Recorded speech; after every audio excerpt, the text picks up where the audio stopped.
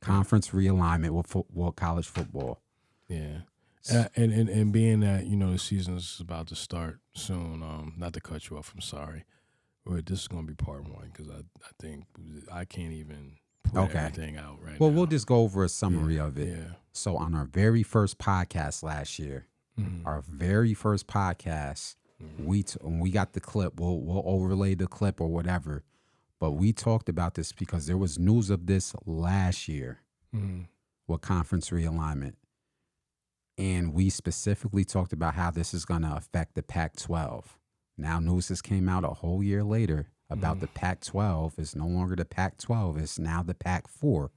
Can you briefly talk about the Pac-12 losing all the teams that are now going to be transitioned into the Big Ten and how that super conference is being formed, and what does that mean for college football? Yeah, so first of all, let's call it Black Friday. Friday was Black Friday. Okay.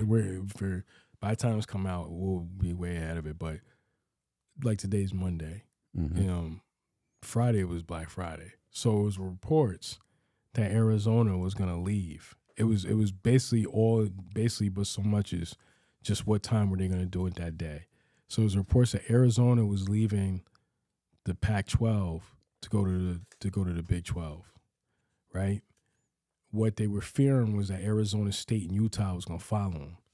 And by the time the day ended, Arizona State, Utah, and Arizona left for the Big 12, but they weren't done yet. Then later on that night, shout out to Oregon, like a thief in the middle of the night, Oregon and Washington announces they're going to the Big Ten. This is all in one day. So at this point, uppercuts everywhere. At this point, it's like only 4 teams. So everybody's kind of looking like, what the hell is going to go on? So to kind of give it's going to create a super conference. Remember I told you last year you were talking about a super conference. The super conference. There's going to be a super conference. I think they initially tried it, but it was too much resistance because what happened in the Pac-12, and part of it is their fault. They didn't.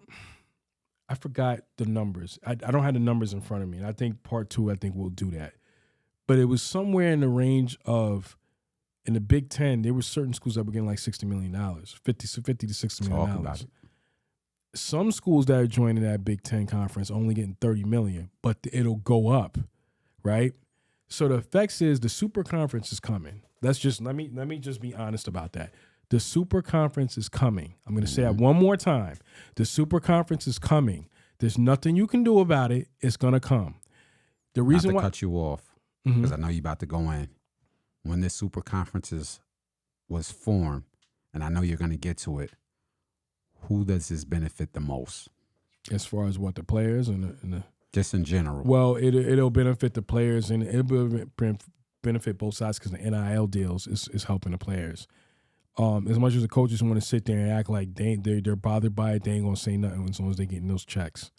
Because the money that Nick Saban gets paid and Kirby Smart and all those dudes, who, by the way, as a side note, let me put this out here. Your politics, Kirby Smart's a little goofy. So until I start seeing something, I'm gonna keep calling that out too. I'm gonna do my research first, but it's something a little goofy over there. Anyway, it benefits them, but it's gonna hurt a lot of the programs. Remember in the first episode I said, remember this too, UConn's going to fall somewhere in line in this. I know they left that AAC because they felt like it wasn't a good spot for them. You ain't Notre Dame. You can't be independent. And just because you don't, I just don't think that's going to happen. At some point they're going to fall in line because Notre Dame didn't fall in line yet. But the super conference is coming. If you notice, the Big Ten has basically just destroyed the Pac-12. So the Pac-12 is going to have to either try to align with the Western Athletic Conference, the WAC, because the WAC schools can't leave. If they leave, I think there's an agreement on the table that says they got to pay $30 million. The Mountain West, the exit fee. The exit fee is $30 million. Good luck with that. And this has had a whole roll downhill effect. There's so many ways I could start this, but let me start with the Pac-12. So the Pac-12 lost all their schools. There was a dude by the name of Larry, oh my God, what's his name? Larry something. Larry Scott the Pac-12, when everything was starting to go, because remember Oklahoma and Texas went to the SEC. Remember that was announced? Yes. The Pac-12 had an opportunity to kind of join a line with ESPN. They started their own TV network. They said, we're the Pac-12. They had UCLA and USC, California, Stanford. They had 12 schools. They had a pretty good, run. They had a pretty good movement. When they initially started trying to look for TV deals, ESPN came to them and said, look, we'll rock with you, but we're going to go 50-50. The commissioner said no, the guy at the time. So they don't have a TV deal. They just have the Pac-12 TV. I don't think they had the following. I think there was arrogance, cockiness. I think what hurt the Pac-12, and this would have never happened, once they saw the money that they were going to get, they, like Texas and Oklahoma, and I think this is before USC left. Texas and Oklahoma was going to get paid for this to go to the SEC, right? Millions of dollars. USC is looking at it as like, we're the big boys on the block. And I think with the Pac-12 network, they were getting the majority amount of the money. But at some point, it evened out like everybody's going to get the same amount of money in the Pac-12. USC said, no, we not. We can go over here to Big Ten. We're going to get twice as much as what we can get over here. I think there was reports. And like I said, I'm kind of not all over the place, but I'm just pulling everything out of the main points because there's so much we got to go over with this. the Pac-12 had a deal on the table from Apple TV saying, hey, Apple TV is like, we're going to offer $20 million. These schools, to give you an idea, these schools are looking for somewhere between $30 to $60 million for each school. For each school. Each school is looking for between $30 and $60 million, right? Even the low-level ones. Right. So if Apple TV is offering a $20 million deal. Not good enough. What are we doing? Buddy. So USC's like, we're out. UCLA said, we following right behind you. And they went to the Big Ten. I want you to understand, the minute those schools started seeing the numbers, they said, we're going where the money's at. And let me kind of give you an idea. People say, well, how could they do that? Why they don't just stay in their own block? You can either own, and this only applies for this. Don't apply for entrepreneurship. Don't apply for everything else. You can own 100% of $1, or you can own 10% of $20. What's going to make more sense? So to make the point I want to making, the Pac-12 was kind of a little arrogant and cocky, and when it came down to it, they were looking at everybody else thinking that nobody could take their schools. When in actuality, everybody took their schools. And you said it last year. Yeah. You said you want to go to war with Fox and all them. You can't cut a check big enough. Facts. You said that. That's in the clip. That. Go ahead. Yeah, I know. Yeah. So the networks are looking like, yeah, okay, whatever. So they got them. They took the majority of the Pac-12. Even when USC and UCLA left, well, you still got Stanford and California. But when you and you can surround them with the other eight schools, in Oregon, right? Oregon, all of them. But once the rest of them bounced out, even with Stanford and Cali that you still got with Oregon State and Washington State, what are you going to do, man? And this is the thing. I'm looking at it now. Let me tell you a trickle down effect. If you don't think this ain't still coming, did you see what Florida State's AD came out? Oh my God. He wasn't even trying to be discreet about it. He basically said in so many words, no, he said it in a lot of words. Because you know what it is with them? And let me explain that part. He said it ain't when we're leaving or if we're leaving, it's when we're leaving, right? The only thing that they can't go nowhere. But you know what Florida State's looking at? We're Florida State. We're the big boys on the block in the ACC. Clemson and North Carolina ain't happy neither. Because they've played with Alabama and they played with they beaten Alabama. And then Florida State, wherever they go, it's a big game. Even when they're not doing their best, people show up. It's Florida State. But they're not happy because they see what all the schools are getting with this money. They got Florida up the road. They got Georgia. These are teams in the SEC. Yep. So they got Florida, Georgia, Alabama. Florida State's looking all around. They're like, wait a minute. Other than the AAC, everybody else is getting more money than we are, and we Florida State.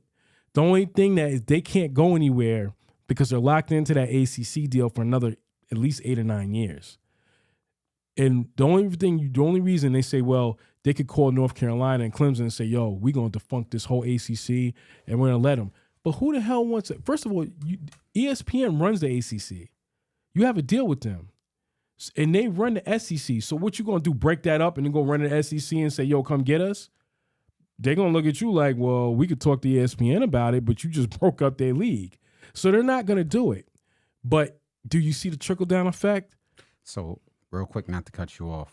Robert Griffin III sent out a tweet. Mm-hmm. The tweet said, college football as you know it is gone. Do we take that tweet as face value? Do you think he's reaching, or do you have any context? It's not gone. It's just changing. Okay. It's adapting. I've never seen this. In all my years of watching football, I've never seen that. And I've watched it for a long time. I have never seen nothing like this. And when I say nothing like this, you had, for example, if you look at it now, let's just talk about before the realignments. You had Texas, Oklahoma. You had the Big 12, right? Texas, Oklahoma, and you had all the schools around them, big conferences, everything, right? The Pac-12, you had USC, UCLA, Oregon. You got certain schools in there. You got the ACC with Clemson and Florida State and everything, right? Then you got Syracuse and Rutgers and all. You got everybody surrounding them, right? Mm-hmm. It's all good, right? But everybody seemed like, even though they were in separate conferences, they were all sharing, right? With this, it's like every school for themselves. And it's basically like, it also affects the NIL. Because let me tell you something. If you're not in these big conferences, if you're a coach at Florida State and you're trying to talk to a kid to come to school, now you're still the ACC. You're not a weak conference. You're still in the Power 5 conferences, right? Because you got Clemson, North Carolina. You got the other big universities around them, even though they're not as powerful teams, right?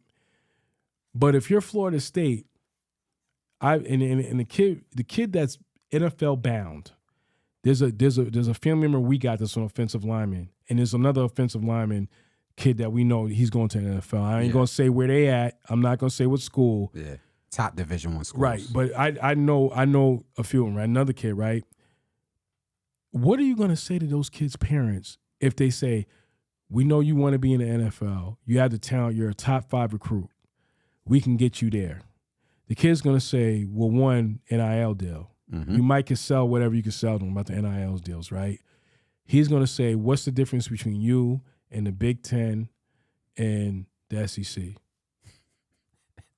I don't know what you're going to sell to them. I don't know. Mm-hmm. Well, matter of fact, even on the worst situation, I feel bad for the AAC and the Pac-12 and the Mountain West. And I'm going to tell you why. Specifically for the Pac-12, whatever, Pac-4, whatever's left of them. They're going to have to align with the Mountain West unless they want, even if they want to go crying and say, take the Big Ten, the other schools that's there, the 4 schools say, yo, we want to come in the Big Ten. It's not going to work. They're already at 18. That's number 1. 2, I feel bad for them because now what you going to tell them kids? All them kids that's at Cali right now, that's at Stanford, what are you going to tell those kids to stay? They in the transfer portal right now. Facts. So even if you have teams left, you're not going to have the talent because the talent is going to bounce with the transfer portal. You're going to stay in this conference and not realign and do something to get us nationally televised games? Okay, you sit here. I'm about to transfer to Michigan. I'm about to transfer to Ohio State. Who are we playing? I don't know. Well, how are you going to get me an ad? I don't know. Well, are we on TV? Yeah, how many national televised games? I don't know. Okay. How you going to sell to a kid in the living room? I only got 2 more years of eligibility. Bye-bye. Let me give you some numbers as because I think I wrote some notes down. Let me give you some numbers because I think I did give numbers here. USC and UCLA, $60 million for that's how much they're getting for leaving. Oregon and Washington, $30 million each. Colorado, ASU, Arizona State, Arizona, and Utah, all $37 million. And when is that in effect? This season or next season? Next year. So next year, they're all going to the conferences they had. Because a lot of the conferences like, yo, just go, man. Like some of them have deals, but someone's like, just go. You might as well because you're going to pull the plug. I don't know how this is. It's gonna be a mess. They're starting it, but the networks are sitting back laughing. They started a war. And the SEC and the Big Ten are comfortable. The commissioners are comfortable because they know that you want to come to us. We ain't really got to do nothing. But it's going to be a college football world. Let me also make this clear. If I was the AAC, I would align with either the ACC or, and there's another conference out there. I forgot who it is. But the AAC, maybe they need to all, the ACC, the AAC, and the Mountain West and Pac-12 or the Pac-4, they need to form a super conference. And the ACC's on this side with the AAC because it's mostly teams from like Texas coming up to the south and southeast, right? Mm-hmm. The Mountain West and the remaining Pac-4 schools, that's the West, the whole West Coast. Maybe they need to combine their conferences and say, hey, let's make a super conference and get a TV deal because there's nothing else they can do at this point. They can't compete. Now, let me go here, and not to cut you off because I know you want to ask me a question. I'm going to say this one more time because we cover a certain conference. I saw them expand.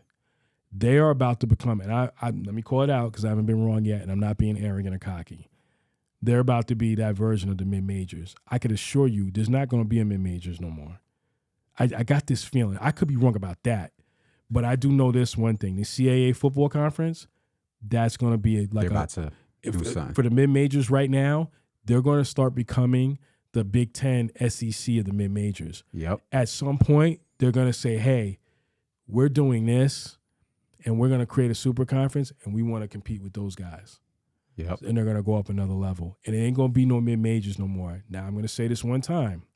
I'm going to make one good point, and then I'll let you, because I know you want to ask me some questions or you want to make a statement, however you want to do. The Meek and the Swag. That's where